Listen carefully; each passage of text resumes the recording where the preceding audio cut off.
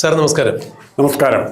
അടുത്ത കാലത്ത് കേരളത്തെ ഞെട്ടിച്ച ഒരു കേസായിരുന്നു CMRL എക്സാലോജിക് വിവാദം.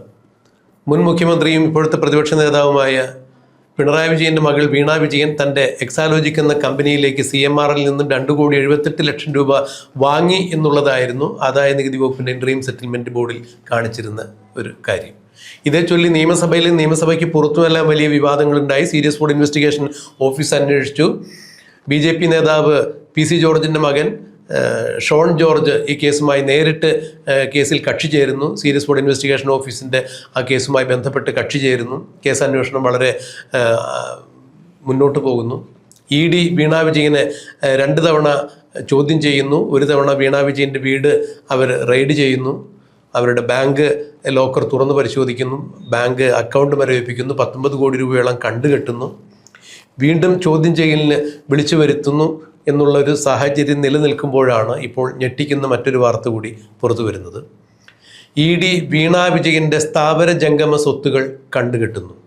വീണ വിജയൻ്റേത് മാത്രമല്ല, CMRL കമ്പനിയുടെ ഡയറക്ടർമാരുടെയും സ്വത്തുകൾ കണ്ടുകെട്ടുന്നു എന്ന് പറയുമ്പോൾ ED ഈ കേസുമായി ബന്ധപ്പെട്ട് പുതിയൊരു വഴിത്തിരിവിലേക്ക് എത്തുന്നു. വീണ വിജയൻ ഈ കേസുമായി ബന്ധപ്പെട്ട് എത്രത്തോളം ഇൻവോൾവ്ഡ് ആണ് എന്നുള്ളതിന് കൃത്യമായ രേഖകളുടെ അടിസ്ഥാനത്തിലല്ലാതെ, തെളിവുകളുടെ അടിസ്ഥാനത്തിലല്ലാതെ ഇത്തരം നടപടിക്രമങ്ങളുമായി അന്വേഷണ ഏജൻസിക്ക് പോകാൻ സാധിക്കില്ല എന്നുള്ളതാണ് നിയമവൃത്തങ്ങളിൽ നിന്നും നാം മനസ്സിലാക്കിയത്. അങ്ങനെയെങ്കിൽ വീണ വിജയൻ്റെ സ്വത്തും CMRL ഡയറക്ടേഴ്സിൻ്റെ സ്വത്തും കണ്ടുകെട്ടും എന്നുള്ള അവസ്ഥയിലേക്ക് കാര്യങ്ങൾ നീങ്ങുമ്പോൾ തങ്ങളുടെ ഭീമമായ സ്വത്തുകൾ നഷ്ടപ്പെടുത്തിക്കൊണ്ട്, അല്ലെങ്കിൽ അതിലുള്ള ക്രയവിക്രയ അവകാശങ്ങൾ മരവിപ്പിക്കാൻ സാധ്യത വരുത്തിക്കൊണ്ട് മുൻ മുഖ്യമന്ത്രിയുടെ മകളെ രക്ഷിച്ചെടുക്കാൻ വേണ്ടി CMRL കർത്തയും അല്ലെങ്കിൽ അതിൻ്റെ ഡയറക്ടേഴ്സൊന്നും ഒരു കാരണവശാലും നിന്നു കൊടുക്കാൻ സാധ്യതയില്ല. ഇതോടൊപ്പം തന്നെ മറ്റൊരു കാര്യം കൂടി ED അന്വേഷിക്കുന്നു. CMRL ഒരു 193 കോടി രൂപ പല രാഷ്ട്രീയക്കാർക്കും സാമൂഹ്യ പ്രവർത്തകർക്കുമായി എല്ലാം വിതരണം ചെയ്തിട്ടുണ്ട്. ആ ഡയറി കൂടി, അതിൻ്റെ കണക്കുകൾ സൂക്ഷിച്ചിരുന്ന ഡയറി കൂടി ED കണ്ടെത്തിയിരിക്കുന്നു. അവരിലേക്കും അന്വേഷണം വരുന്നു എന്ന് പറയുമ്പോൾ അക്ഷരാർത്ഥത്തിൽ ഈ കേസിന് പുതിയൊരു മാനം വരുന്നു. എങ്ങനെയാണ് ഒരു മുതിർന്ന മാധ്യമപ്രവർത്തകൻ എന്ന രീതിയിൽ, മുതിർന്ന രാഷ്ട്രീയ നിരീക്ഷകൻ എന്ന രീതിയിൽ രാജ്മോഹൻ സാർ ഈ ഒരു വിഷയത്തെ നോക്കിക്കാണുന്നത്? പ്രദീപ് CMRLൻ്റെ കാര്യം പറഞ്ഞു. പക്ഷേ ഒരു കാര്യം പറയാൻ പ്രദീപ് മറന്നുപോയെന്ന് തോന്നുന്നു. ഇന്ന് മറ്റൊരു അർത്ഥത്തിൽ കൂടെ പ്രാധാന്യമുള്ള സംഭവങ്ങളാണ് വേറെ ഉണ്ടാകുന്നത്. ഇതുപോലെ തന്നെ CMRL പോലെ തന്നെ, അല്ലെങ്കിൽ എക്സാലോജിക് പോലെ തന്നെ ഒരു കമ്പനി തുടങ്ങി നശിപ്പിച്ച് അതുമായി ബന്ധപ്പെട്ട എല്ലാവരെയും കൊല്ലുന്ന രീതിയിലേക്ക് കാര്യങ്ങൾ മാറ്റിയ ഒരു കമ്പനി ഉണ്ടായിരുന്നു. ഇവിടുത്തെ പ്രതിപക്ഷ നേതാക്കന്മാരുടെ അടുത്ത സുഹൃത്തായിരുന്നു. ദേശാഭിമാനിയും കൈരളിയൊക്കെ നിലനിർത്തിയ മറ്റൊരു സംഭവമായിരുന്നു മലബാർ സിമെൻറ്റ്സ് എന്ന് പറഞ്ഞ ഒരു കമ്പനി. ശശീന്ദ്രൻ എന്ന് പറഞ്ഞ മാനേജർ അവിടെ എങ്ങനെ മരിച്ചു എന്നുള്ളതിൻ്റെ ഇപ്പോൾ കേസ് വിചാരണ ഉൾപ്പെടെ തുടങ്ങുകയാണ്. നമ്മുടെ ചാക്രരാധാകൃഷ്ണനൊക്കെ ചാക്രരാധാകൃഷ്ണൻ CPMൻ്റെ ചാക്കെന്ന് കൂട്ടിയാൽ മതി. അപ്പം ഈ ചാക്രരാധാകൃഷ്ണനായിട്ട് ബന്ധപ്പെട്ട കേസിൻ്റെ വിചാരണ അടുത്ത ദിവസങ്ങളിൽ തുടങ്ങുകയാണ്. അതും ഇതിനും ഒത്തിരി സമാനമായ പശ്ചാത്തലങ്ങൾ തീർച്ചയായും രാമൻ സാർ സൂചിപ്പിച്ചത് പോലെ അത് നമുക്ക് തീർച്ചയായും മറ്റൊരു എപ്പിസോഡിൽ ചർച്ച ചെയ്യേണ്ട വിഷയമാണ്. തീർച്ചയായും ചർച്ച ചെയ്യാം നമുക്ക്, തീർച്ചയായും. അല്ല, അപ്പോൾ അത് ഇത്തരം സംഭവങ്ങൾ, പഴയകാല സംഭവങ്ങൾ ഒന്നൊന്നായി പുറത്തേക്ക് വന്നുകൊണ്ടിരിക്കുകയാണ്. ഇവിടെ 2 ആൾക്കാരുണ്ടാകണം. ഒന്ന്, അന്വേഷണത്തെ മുമ്പോട്ട് പോകാൻ ഇച്ഛാശക്തിയുള്ള ഉദ്യോഗസ്ഥരുണ്ടാകണം. അവർക്ക് ധൈര്യം കൊടുക്കാൻ പറ്റുന്ന രാഷ്ട്രീയ നേതൃത്വം ഉണ്ടാകണം. ഇത് രണ്ടും ഉണ്ടായാലും, അഥവാ അവരുടെ ഈ അന്വേഷണത്തെ തടസ്സപ്പെടുത്താത്ത രീതിയിലുള്ള ഒരു രാഷ്ട്രീയ, ഇവിടെ ഇപ്പോൾ ഇതുവരെ കണ്ടുവരുന്ന കേസുകളിൽ ED ഒക്കെ ഉൾപ്പെടുന്ന കേസുകളാണ് കാണുന്നൊരു പ്രത്യേകത. ഏറ്റവും പ്രധാനപ്പെട്ട പ്രത്യേകത, വളരെ സജീവമായി ആദ്യഘട്ട അന്വേഷണം പോവുകയും ഏറെക്കുറെ നമ്മളെ പ്രതികൾ ഇന്നവരാണ് എന്ന രീതിയിൽ നമ്മുടെ മുമ്പിൽ ഒരു നിഴലുകൾ സൃഷ്ടിച്ചിട്ട് പിന്നെ പതുക്കെ സാവധാനം ഈ അന്വേഷണ ഉദ്യോഗസ്ഥന്മാർ ഈ ഫയലും എല്ലാം കെട്ടി എവിടെയെങ്കിലും കൊണ്ടുവച്ചിട്ട് അവർ സ്വസ്ഥമായിട്ട് അടുത്ത അന്വേഷണത്തിന് പോകുന്ന ഒരു വിചിത്രമായ സംഭവമാണ് ഇപ്പോൾ ഇവിടെ നടന്നിരിക്കുന്നത്. അതും പിണറായി വിജയനെ പോലുള്ളവർ ഇടപെട്ട കേസുകളിലെല്ലാം സംഭവിച്ചിരിക്കുന്നത് അതാണ്. ഇപ്പം ചിദംബരത്തിൻ്റെ കേസ് എന്നാന്ന് പറയാൻ സ്റ്റാറ്റസ് പറയാൻ പറ്റുമോ? ഒരു പ്രധാനപ്പെട്ട കേസാണ്. സ്റ്റാറ്റസ് അറിയത്തില്ല. മതിൽ ചാടി അതുപോലെ റിസ്ക് എടുത്ത് അറസ്റ്റ് ചെയ്ത കേസാണ്. അതെ, കൊച്ചുവെളുപ്പം കാലത്ത് മതിൽ ചാടിയാണ് ED അറസ്റ്റ് ചെയ്തത്. പക്ഷെ ഇപ്പം അതിൻ്റെ സ്റ്റാറ്റസ് തന്നെ കേസുണ്ട്. കേസ് എഴുതി തള്ളിയിട്ടില്ല.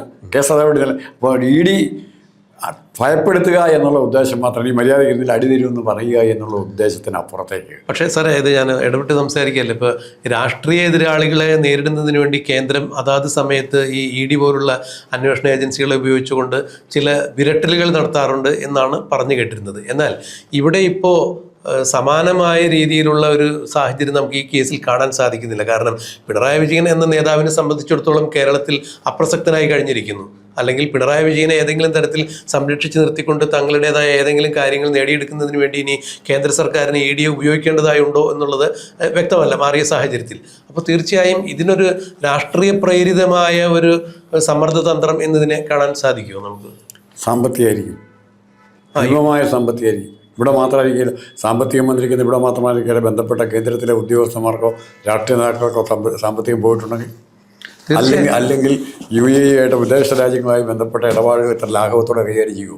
എൻ്റെ സംശയങ്ങളാണ് പറഞ്ഞത്. അപ്പം ഇവിടെ നമുക്ക് നോക്കേണ്ടത് CMRLൻ്റെ കേസ് ശശിധരൻ കർത്തായിൽ ഒതുങ്ങി നിന്നാൽ ആണ് ഇവർ നോക്കുന്നത്. പക്ഷേ ശശിധരൻ കർത്തായെ ഒരു പരിധി, താങ്കൾ പറഞ്ഞ പോലെ ഇടയ്ക്ക് സൂചിപ്പിച്ച പോലെ ശശിധരൻ കർത്തായെ പീഡിപ്പിക്കപ്പെടുന്നു, താൻ മാത്രം പ്രതിയാകുന്നു എന്നുള്ള തോന്നലുണ്ടാകും. A feeling of insecurity Sasidharan കർത്തായ്ക്ക് എപ്പോൾ ഉണ്ടാകുന്നോ ആ സെക്കൻഡിൽ സത്യങ്ങൾ തോർത്ത് പറയാൻ ശശിധരൻ കർത്ത തയ്യാറാവും. തീർച്ചയായും എനിക്കും ആ ഒരു ഇൻസെക്യൂരിറ്റി അദ്ദേഹത്തിന് ഫീൽ ചെയ്യും. അല്ലെങ്കിൽ അദ്ദേഹം ഇതുവരെ തൻ്റെ സമ്പാദ്യം, തൻ്റെ വ്യവസായത്തിലൂടെ ആർജിച്ച സമ്പാദ്യങ്ങൾ അത്രയും കണ്ടുകെട്ടാൻ പോകുന്നു എന്ന് അറിയുമ്പോൾ മറ്റാരെങ്കിലും സംരക്ഷിച്ച് നിർത്തുന്നതിന് വേണ്ടി തൻ്റെ ഭീമമായ സമ്പാദ്യം അല്ലെങ്കിൽ തൻ്റെ ആയുഷ്കാല സമ്പാദ്യം എല്ലാം വെറുതെ പാഴാക്കി കളയാൻ ഒരു പക്ഷേ കർത്തയെ പോലുള്ള ഒരാൾ തയ്യാറാവില്ല. അങ്ങനെ കർത്തയ്ക്ക് മേലുള്ള ഒരു സമ്മർദ്ദതന്ത്രമായി വേണമെന്നുണ്ടെങ്കിൽ ഇതിന് വ്യാഖ്യാനിക്കാൻ സാധിക്കുമോ? കർത്തായുടെ ഒരു രണ്ടാമത്തെ മൂന്നാമത്തെ പ്രയോറിറ്റി ഉള്ളൂ പിണറായി വിജയനെയും വീണയും രക്ഷിക്കുക എന്നുള്ളത്. ആദ്യം കർത്തായ്ക്ക് രക്ഷപ്പെടണം, കർത്തായുടെ കുടുംബാംഗങ്ങൾക്ക് രക്ഷപ്പെടണം. അത് കഴിഞ്ഞ് മൂന്നാമത്തെ പ്രയോറിറ്റി ആയിട്ട് വല്ല നാലാമത്തെ ആയിട്ട് ഇവർ വരുന്നുള്ളൂ. അതുകൊണ്ട് ഒരു പരിധി വിട്ട് കർത്ത ഇവരെ രക്ഷപ്പെടുത്താൻ പറ്റുമെങ്കിൽ രക്ഷപ്പെടുത്തും. അതല്ല, അത് റിസ്കി ബിസിനസ്സാണ്, തനിക്കിട്ട് തന്നെ കൊള്ളും എന്നുള്ള ബോധ്യം കർത്തായ്ക്ക് ഉണ്ടാകുന്ന സെക്കൻഡിൽ കർത്താവ് ഇവരെ തള്ളിപ്പറയും. അത് പിണറായി വിജയന് ചെയ്യും കേട്ടോ. അതായത് മുങ്ങുന്ന ഈ തോണിയിൽ ഒരാൾക്ക് മാത്രം രക്ഷപ്പെടാമെന്നുള്ളൊരു സാഹചര്യം വരികയാണെങ്കിൽ ആദ്യം ചാടും, കർത്ത ചാടി കയറി പോകും. രണ്ടാമത് പിണറായി ചാടും.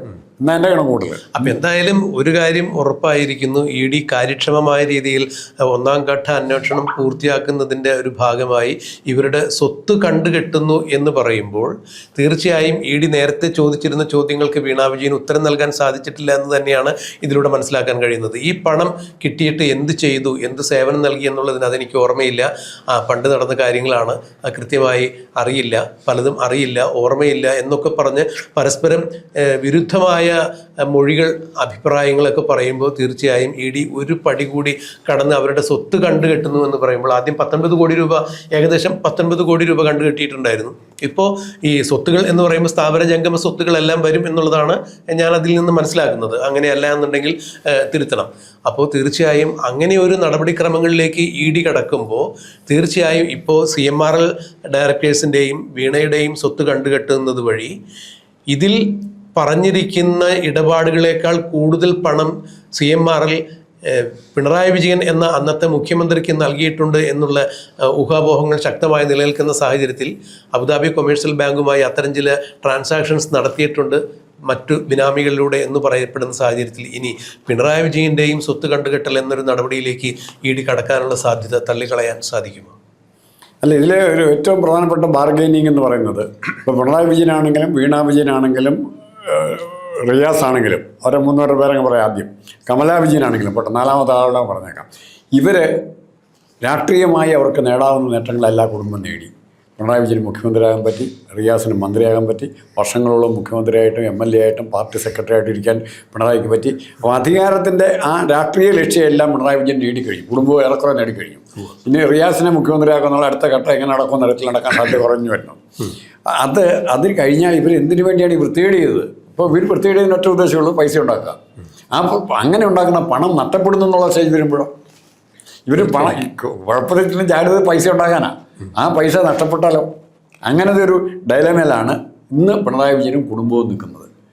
പക്ഷേ അതീവ ഗുരുതരാവസ്ഥയിൽ തന്നെയാണ് പിണറായി വിജയനെ സംബന്ധിച്ചിടത്തോളം അല്ലെങ്കിൽ വീണ വിജയനെ സംബന്ധിച്ചിടത്തോളം CMRLും എക്സാലോജിക്കിൻ്റെ ഭാഗത്തു നിന്നുള്ള മൊഴികൾ കണക്കിലെടുക്കുമ്പോൾ യാതൊരു തരത്തിലുള്ള സേവനം നൽകാതെയാണ് CMRL നിന്ന് ഈ പണം കൈപ്പറ്റിയിരിക്കുന്നത്. പക്ഷേ കർത്തയെ സംബന്ധിച്ചിടത്തോളം അങ്ങനെയല്ല. കർത്ത തൻ്റെ വ്യവസായ സ്ഥാപനത്തിലൂടെ ആർജിച്ച സ്വത്തുകൾ കണ്ടുകെട്ടുന്നു എന്ന് പറയുമ്പോൾ അത് മരവിപ്പിക്കുന്നു എന്നുള്ള അവസ്ഥയിലേക്കൊക്കെ മാറുമ്പോൾ കർത്തയെ സംബന്ധിച്ചിടത്തോളം കർത്ത വേർപ്പൊഴുക്കി ഉണ്ടാക്കിയ പണം തന്നെയാണ്. അപ്പോൾ ആ പണം വേണ്ടാന്ന് വയ്ക്കാനും ആ പണം നഷ്ടപ്പെടുന്നു എന്ന് കാണുമ്പോൾ ആരെങ്കിലും തൻ്റെ കൂടെ നിർത്തി സംരക്ഷിക്കാനോ ഒന്നും കർത്ത അത്രത്തോളം ഒന്നും ഒരു ധാർമ്മിക ബോധം കാണിച്ചു കൊള്ളുന്നില്ല. കാരണം സാറ് നേരത്തെ സൂചിപ്പിച്ചതുപോലെ ചാടി രക്ഷപ്പെടാൻ സാധിക്കുമെങ്കിൽ ആദ്യം സ്വയം രക്ഷപ്പെടാൻ ശ്രമിക്കുമെന്ന് പറഞ്ഞ പോലെ ഇനിയും പിണറായി വിജയനെയും വീണാ വിജയനെയും സംരക്ഷിച്ച് നിർത്താൻ വേണ്ടി കർത്ത കഥകൾക്ക് പുറകെ പോകാനുള്ള സാധ്യത കുറവാണ്. അഥവാ പച്ചയ്ക്ക് പറഞ്ഞാൽ ഇതിൽ നടന്നിരിക്കുന്ന സത്യം എന്താണെന്നുള്ളത് തുറന്നു പറയാൻ നിർബന്ധിതനാകില്ലേ? കർത്തയ്ക്കൊരു മാപ്പുസാക്ഷിയാണേ ആകാം. പക്ഷെ അപ്പോഴും കർത്തയുടെ സ്വത്തുക്കൾ കൂടാനോ ഇതൊന്നുമല്ല കർത്തയുടെ സ്വത്ത് പറയുമ്പോൾ ഇവരുടെ. പക്ഷേ ഒരു കാര്യം, നമ്മൾ പിണറായി വിജയൻ സ്വത്ത് കണ്ടുകെട്ടു എന്ന് പറയുമ്പോൾ ഇപ്പോൾ കണ്ടെത്തിയ 8-10 ഏക്കറിൻ്റെ കാര്യമല്ല വരുന്നത്, 8-10 കോടിയുടെ കാര്യമല്ല വരുന്നത്. അതിനപ്പുറമുള്ള കോടാനുകോടി ഉണ്ടെങ്കിൽ തീർച്ചയായും അല്ല. ഇപ്പോൾ ED പോലുള്ളൊരു അന്വേഷണ ഏജൻസി ഇത്തരം കാര്യങ്ങളിലേക്ക് കടക്കുമ്പോൾ കൃത്യമായ തെളിവുകൾ അവരുടെ കയ്യിലില്ലാതെ ഇത്തരത്തോളം ഒരു അന്വേഷണ പ്രഹസനം ഒരിക്കലും അവർ നടത്താൻ സാധ്യതയില്ല. മാത്രമല്ല, കേരളത്തിൽ മാറിയ സാഹചര്യത്തിൽ പിണറായി വിജയൻ അധികാരസ്ഥാനത്ത് നിന്നും നിഷ്കാസിതനായിരിക്കുന്നു. അങ്ങനെയെങ്കിൽ പിണറായി വിജയന് ഏതെങ്കിലും തരത്തിൽ ബ്ലാക്ക് മെയിൽ ചെയ്തിട്ട് കേന്ദ്രം ഭരിക്കുന്ന BJPക്ക് ഇനി ഇതിലൂടെ എന്തെങ്കിലും നേട്ടങ്ങൾ ഉണ്ടാക്കാനാകും എന്നുള്ളത് പിണറായി വിജയൻ്റെ പാർട്ടിക്കാർ പോലും വിശ്വസിക്കാൻ സാധ്യതയില്ല. അപ്പോൾ നേരായ രീതിയിൽ തന്നെ അന്വേഷിക്കപ്പെടുന്നു എന്ന് വേണം കുറച്ചൊക്കെ ഇതിലൂടെ അനുമാനിക്കപ്പെടാൻ. ഇത് മറ്റൊരു കാര്യം കൂടി ഇതിൽ എടുത്തു പറയേണ്ട കാര്യം, ഈ പിണറായി വിജയനും CMRലും തമ്മിൽ പിണറായി വിജയൻ്റെ മകൾ വീണാ വിജയനും CMRലും തമ്മിൽ നടന്നിട്ടുള്ള ഇടപാടുകൾ മാത്രം എന്തുകൊണ്ട് അന്വേഷിക്കുന്നു എന്ന് നേരത്തെ ഇടതുപക്ഷ നേതാക്കന്മാരുടെ ഭാഗത്തു നിന്നൊരു ആരോപണമുണ്ടായിരുന്നു. ഈ കർത്താവിൻ്റെ ഡയറിയിൽ പറഞ്ഞിരിക്കുന്ന PK RC OC എന്നൊക്കെ പറയുന്ന ചില ആളുകൾക്ക് പണം കൊടുത്ത PV പിണറായി വിജയൻ എന്ന് വേറെ എഴുതിയിട്ടുണ്ട്. അപ്പം ഇത്തരം കാര്യങ്ങൾ അന്വേഷിക്കേണ്ടതല്ലേ എന്ന് ആദ്യം അത് PV അൻവറായിട്ട് വ്യാഖ്യാനിക്കാൻ നോക്കി. ആ PV ഞാനല്ല എന്ന് പറഞ്ഞിട്ടുണ്ട്. അപ്പോൾ അത് പത്മനാഭ വേണുഗോപാലാണോ എന്നുള്ളത് പിന്നീട് അറിയില്ല. എന്തായാലും അന്ന് പത്മനാഭ വേണുഗോപാൽ ഈ വിഷയം നടക്കുമ്പോൾ രാഷ്ട്രീയവുമായി ബന്ധപ്പെട്ട് അത്ര സജീവമല്ലാത്തതിൻ്റെ പേരിൽ അവരുടെ പേരായിരിക്കില്ല എന്ന് വേണമെങ്കിൽ വിശ്വസിക്കാം. അതെന്തുമാവട്ടെ. അപ്പോൾ എന്തായാലും ഇപ്പോൾ ആ പേരുകളിലേക്ക് കൂടി ED അന്വേഷണം വ്യാപിപ്പിക്കുമ്പോൾ തീർച്ചയായും അവിടെ ഒരു രാഷ്ട്രീയ പ്രേരിതമായ അന്വേഷണം മാത്രമാണ് നടക്കുന്നത് എന്ന് പറഞ്ഞ് തടി തപ്പാനോ അല്ലെങ്കിൽ ഒഴിഞ്ഞു മാറാനോ CPMനും സാധിക്കാത്ത അവസ്ഥയിലേക്ക് കാര്യങ്ങൾ മാറുന്നു. പിണറായി വിജയനെ സംബന്ധിച്ചിടത്തോളം കേരളത്തിലെ CPMൻ്റെ ദയനീയമായ പരാജയം, അവിടെ സ്വന്തം നിലനിൽപ്പ് പോലും ചോദ്യം ചെയ്യപ്പെടുന്ന അവസ്ഥയിലേക്ക് പിണറായി വിജയൻ നിൽക്കുന്നു. കഴിഞ്ഞ കേന്ദ്ര കമ്മിറ്റിയിൽ പിണറായി വിജയനെതിരെ അതിരൂക്ഷമായ വിമർശനം ഉയരുന്നു. അതായത് പ്രതിപക്ഷ നേതൃസ്ഥാനത്ത് നിന്ന് മാറണം എന്ന തരത്തിൽ തന്നെയുള്ള അഭിപ്രായഗതികൾ ഉയർന്നു വരുന്നു. അപ്പോൾ സ്വന്തം പാർട്ടിയിൽ സ്വന്തം നിലനിൽപ്പ് പോലും അവതാളത്തിലായിരിക്കുന്ന പിണറായി വിജയനെ സംബന്ധിച്ചിടത്തോളം ഇപ്പോൾ EDയുടെ ഇത്തരത്തിലുള്ളൊരു അന്വേഷണത്തെ കൂടി അഭിമുഖീകരിക്കേണ്ടി വരിക എന്ന് പറഞ്ഞാൽ തീർത്തും പരിക്ഷീണനായിട്ട് മാറുന്നൊരു കാഴ്ചയായിരിക്കും കാണാൻ പോകുന്നത്. ഇവിടെ ED മറ്റുള്ള ആളുകളിലേക്ക്, അതായത് CMRലെ കണക്ക് പുസ്തകത്തിൽ സൂചിപ്പിച്ചിരുന്ന OC RC എന്നുള്ള ആളുകളിലേക്കും അന്വേഷണം ചെല്ലുമ്പോൾ തീർച്ചയായും ഈ പേരുകാരൊക്കെയാണോ അതുമായി ബന്ധപ്പെട്ടിരിക്കുന്ന പ്രസ്ഥാനങ്ങൾക്കും കൂടുതൽ തലവേദന ഉണ്ടാകും ഇല്ലേ? അല്ല, ഇതിൽ ഒരു കാര്യം കൂടെ പറഞ്ഞ് അവസാനിക്കാൻ പറ്റിയല്ല. ഇവിടെ CPM ഇടപെട്ടിരിക്കുന്ന പ്രതിസന്ധി നമ്മൾ ഉദ്ദേശിക്കുന്നതല്ല. ഇപ്പോൾ പ്രതിപക്ഷ നേതൃസ്ഥാനത്തു നിന്നും പ്രതിപക്ഷ നേതാവ് എന്നുള്ള പോസ്റ്റിൽ നിന്നും പിണറായി വിജയനെ മാറ്റിയേക്കൊള്ളാമെന്ന് ആഗ്രഹിക്കും. അതിനുവേണ്ടിയുള്ള ചരടുവലികൾ കാര്യമായിട്ട് നടക്കുന്നു. പക്ഷെ ഇവിടെ വരാൻ പോകുന്ന പ്രശ്നം, ഇത് ഇങ്ങനെ മാറ്റുന്നതിന് മുമ്പ് പ്രതിപക്ഷ നേതാവായിട്ട് തുടരുമ്പോഴാണ് ഈ ആരോപണങ്ങളും അന്വേഷണങ്ങളും ED ചോദ്യം ചെയ്യാൻ വിളിക്കുന്നത്. പിണറായിയുടെ അറസ്റ്റ് വരെ ഉണ്ടാകുന്നെങ്കിൽ പാർട്ടിയുടെ ഇടപാട് തീരുകയില്ലേ? അതുകൊണ്ട് എത്രയും പെട്ടെന്ന് പ്രതിപക്ഷ നേതൃസ്ഥാനത്ത് നിന്ന്, അല്ല ED ഇദ്ദേഹത്തെ ചോദ്യം ചെയ്യാൻ വിളിക്കുന്നതിന് മുമ്പ് തന്നെ പ്രതിപക്ഷ നേതൃസ്ഥാനത്ത് നിന്ന് മാറ്റാൻ നിർബന്ധിതമാകുന്നൊരു സാഹചര്യം ഇവിടെ വേറെ ഉണ്ടാകുന്നുണ്ട്. തീർച്ചയായും സാർ പറയുന്നത് വലിയൊരു നല്ലൊരു ഡെവലപ്മെൻ്റ് ആയിരിക്കും ആ കേസിനെ സംബന്ധിച്ചിടത്തോളം. കാരണം ഇപ്പോൾ തന്നെ ഏതെങ്കിലും വിധത്തിൽ പിണറായി വിജയനെ നീക്കണം എന്നുള്ള ധാരണയോടുകൂടി നിൽക്കുന്ന ആളുകൾക്ക് മുഖ്യമന്ത്രിയായിരുന്ന ഒരു ആളുടെ മകളുടെ സ്വത്ത് ഒരു അഴിമതി കേസുമായി ബന്ധപ്പെട്ട് കണ്ടുകെട്ടുന്നു എന്ന് പറയുമ്പോൾ തീർച്ചയായും പ്രതിപക്ഷ സ്ഥാനത്തിരിക്കുന്ന പിണറായി വിജയൻ ആ സ്ഥാനത്ത് നിന്ന് മാറി നിൽക്കണം എന്നൊരാവശ്യം കൂടി തീർച്ചയായും ധാർമ്മികമായി ഉയർന്നു വരാനോ അല്ലെങ്കിൽ ധാർമ്മികമായി അതിൻ്റെ ഉത്തരവാദിത്വം ഏറ്റെടുത്തുകൊണ്ട് ഞാൻ ഇനി സ്ഥാനത്ത് നിന്ന് മാറി നിൽക്കാം, അന്വേഷണം നടക്കട്ടെ, അന്വേഷണം കഴിയുന്നവരെങ്കിലും മാറി നിൽക്കാമെന്ന് പറയേണ്ട ഒരു ബാധ്യതയെങ്കിലും പിണറായി വിജയനിൽ വന്നു ചേരും. തീർച്ചയായും ഇതിൽ ഏതെങ്കിലും ഒന്ന് സംഭവിക്കാനുള്ള സാധ്യത തള്ളിക്കളയാനും സാധിക്കില്ല. എന്തായാലും EDയെ സംബന്ധിച്ചിടത്തോളം അവർ കാര്യക്ഷമമായി മുന്നോട്ട് പോകുന്നു. ഈ സ്വത്ത് കണ്ടുകെട്ടൽ നടപടി പൂർത്തിയാക്കുന്നതോടുകൂടി രണ്ടാം ഘട്ട അന്വേഷണത്തിലേക്ക് ED കടക്കുമ്പോൾ തീർച്ചയായും തീർച്ചയായും CMRL എക്സാലോജിക് കേസുമായി ബന്ധപ്പെട്ട് വീണ വിജയൻ അറസ്റ്റിലേക്ക് പോകും എന്ന് നിയമവൃത്തങ്ങൾ സൂചിപ്പിക്കുന്നു. വീണ വിജയൻ അറസ്റ്റിലേക്ക് നീങ്ങുകയാണെങ്കിൽ തീർച്ചയായും വീണ വിജയന് വെറുതെ CMRL പണം കൊടുക്കേണ്ട ആവശ്യമില്ല. അങ്ങനെയെങ്കിൽ വീണയുടെ അച്ഛൻ വിജയൻ മുഖ്യമന്ത്രി ആയിരുന്നത് കൊണ്ട് ആ സമയത്ത് CMRL എന്ന കമ്പനിക്ക് കിട്ടിയ വഴിവിട്ട സഹായങ്ങൾക്ക് പ്രത്യുപകാരമായി മകൾക്ക് കൊടുത്തതാണ് ഈ പണം എന്നുള്ള രീതിയിൽ അന്വേഷണങ്ങൾ മുന്നോട്ട് പോകുമ്പോൾ തീർച്ചയായും പിണറായി വിജയനിലേക്ക് ED എത്തും. തീർച്ചയായും പിണറായി വിജയനും അത് വലിയ പ്രതിസന്ധിയാവും. പിണറായി വിജയനും അകത്താവാനുള്ള സാധ്യതയുണ്ട് നിയമവൃത്തങ്ങൾ ചൂണ്ടിക്കാണിക്കുന്നു. ഈ കേസിൽ അങ്ങനെ എന്തെങ്കിലുമൊക്കെ സംഭവിക്കും എന്നുള്ളത് തന്നെയാണ് ഇപ്പോൾ കേരളം ഉറ്റുനോക്കുന്നത്. അതെന്തായിരിക്കും എന്നുള്ളത് നമുക്ക് കണ്ടറിയാം. ഒന്നുകൂടെ ശ്രദ്ധിക്കുക, സ്വപ്ന സുരേഷിൻ്റെ ശബ്ദത്തിൻ്റെ ശക്തി കൂടിക്കൂടി വരുന്നുണ്ട്, ശബ്ദത്തിൻ്റെ മൂർച്ച കൂടിക്കൂടി വരുന്നുണ്ട്. അതും ഈ കൂട്ടത്തിൽ ഒരേ രീതിയിൽ കൂടി വരികയാണ്. എവിടെ എത്തുന്നു കാത്തിരുന്ന് കാണാം. തീർച്ചയായും സ്വപ്ന സുരേഷ് കേരളത്തിലേക്ക് താമസം മാറ്റാൻ പോകുന്നു എന്നൊക്കെയാണ് അറിയുന്നത്. കാരണം പിണറായി വിജയൻ്റെ ഭരണം ഒഴിഞ്ഞപ്പോൾ ജീവന് ഭീഷണിയില്ല, ഇനി തിരിച്ചു വരും എന്നൊക്കെയാണ് കഴിഞ്ഞ ദിവസം ഒരു അഭിമുഖത്തിൽ ഒരു ചാനലുമായി നടത്തിയ അഭിമുഖത്തിൽ സംസാരിക്കുന്നത്. അതെ, അപ്പോൾ തീർച്ചയായും അങ്ങനെ ഒന്ന് സംഭവിക്കുമോ ഇല്ലയെന്ന് നമുക്ക് അതും കണ്ടറിയാം.